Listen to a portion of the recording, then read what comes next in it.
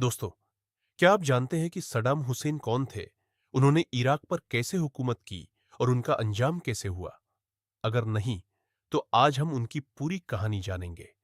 यह कहानी एक ऐसे शख्स की है जिसने गरीबी और मुश्किल हालात में बचपन गुजारा, लेकिन आगे चलकर अपने मुल्क का सबसे ताकतवर हुक्मरान बन गया।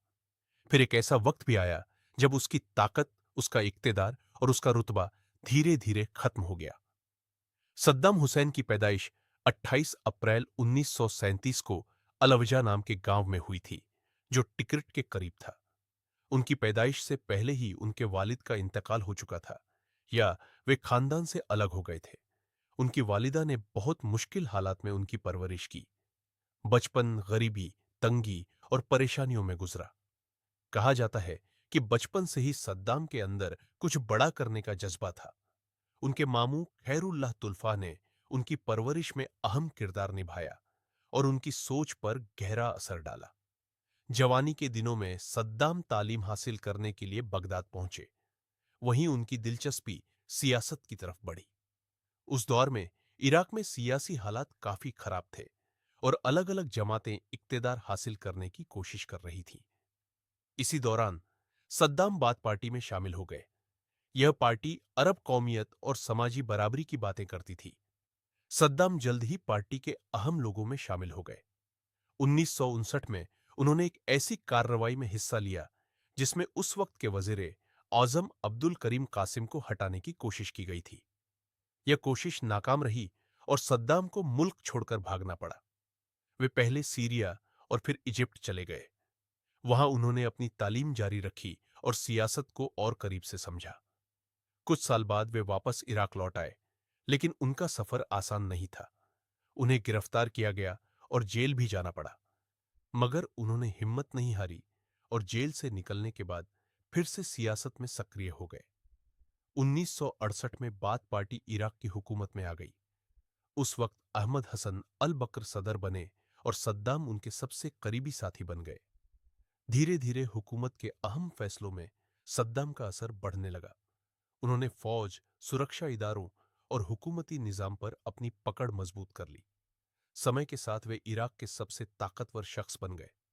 1970 के दशक में इराक को तेल से काफी आमदनी होने लगी। इस आमदनी का इस्तेमाल स्कूल, अस्पताल, सड़कें और दूसरी बुनियादी सहूलतें बनाने में किया गया। उस दौर में इराक ने काफी तरक्की की। बहुत से लोग सद्दाम को एक मजबूत रहनुमा के तौर पर देखने लगे। 1979 में अहमद हसन अल बकर ने अपना ओहदा छोड़ दिया और सद्दाम हुसैन इराक के सदर बन गए। सदर बनने के बाद उन्होंने अपने इक्तेदार को और मजबूत किया। उनके समर्थक उन्हें एक मजबूत और फैसला लेने वाला रहनुमा मानते थे, जबकि उनके मुखालिफ उन्हें सख्त हुक्मरान कहते थे। 1980 में इराक और ईरान के बीच जंग शुरू हो गई। यह जंग करीब 8 साल तक चली। दोनों मुल्कों को भारी नुकसान उठाना पड़ा।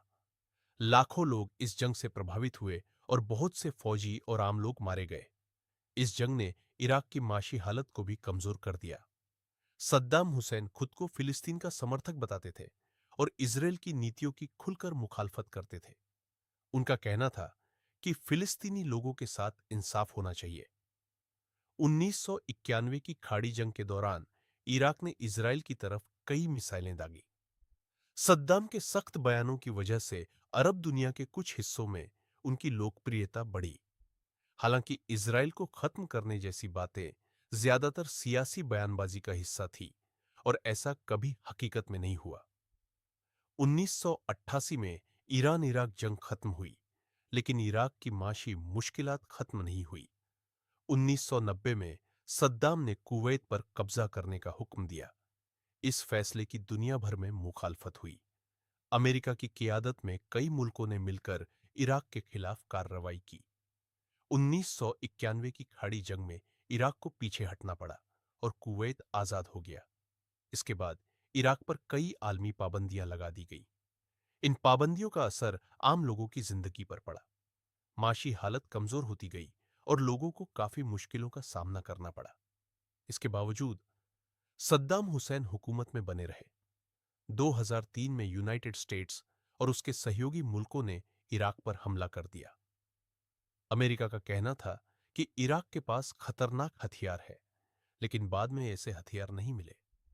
कुछ ही समय में इराक की हुकूमत गिर गई और सद्दाम हुसैन इक्तदार से बाहर हो गए। वे कई महीनों तक छिपे रहे। 13 दिसंबर 2003 को अमेरिकी फौज ने उन्हें टिकरित के करीब एक ठिकाने से गिरफ्तार कर लिया। उनकी गिरफ्तारी की खबर पूरी दुनिया में फैल गई।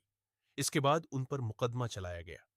अदालत में उनके खिलाफ कई आरोप पेश किए गए और लंबी कानूनी कार्रवाई के बाद उन्हें दोषी करार दिया गया। आखिरकार 30 दिसंबर 2006 को सद्दाम हुसैन को फांसी दे दी गई। उनकी मौत के साथ इराक की तारीख का एक बड़ा और विवादित दौर खत्म हो गया। आज भी कुछ लोग उन्हें एक मजबूत रहनुमा मानते हैं, जबकि दूसरे लोग उनकी हुकूमत की सख्त आलोचना करते हैं। सद्दाम हुसैन की जिंदगी संघर्ष, हिम्मत, इक्तदार, जंग, कामयाबी और आखिरकार पतन की कहानी है। एक गरीब गांव में पैदा होने वाला लड़का इराक का सदर बना। उसने कई सालों तक हुकूमत की, बड़े बड़े फैसले लिए, कई जंगों का सामना किया और आखिरकार तारीख का हिस्सा बन गया। इसी वजह से सद्दाम हुसैन का नाम आज भी दुनिया के सबसे चर्चित सियासी रहनुमाओं में लिया जाता है। दोस्तों, अगर आपको यह कहानी पसंद आई हो तो वीडियो को लाइक करें, चैनल को सब्सक्राइब करें और ऐसी ही दिलचस्प कहानियों के लिए हमारे साथ जुड़े रहें। शुक्रिया।